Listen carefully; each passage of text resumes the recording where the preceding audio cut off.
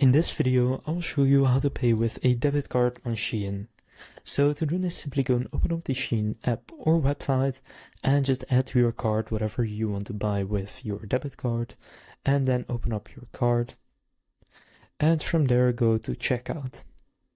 Then here, enter your shipping details and then scroll down, and there you'll find payment method. And one of the payment methods that they do offer is credit or debit card. So go and select credit or debit card, and after you enter your details here and click save, you can then click place order, which will redirect you to the payment screen, and there you will then need to enter your debit card details such as your card number and expiration date.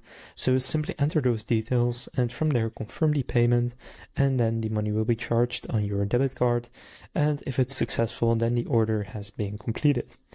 So that's how to pay with a debit card on SHEIN.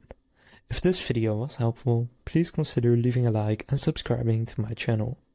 With that being said, I will see you in the next video.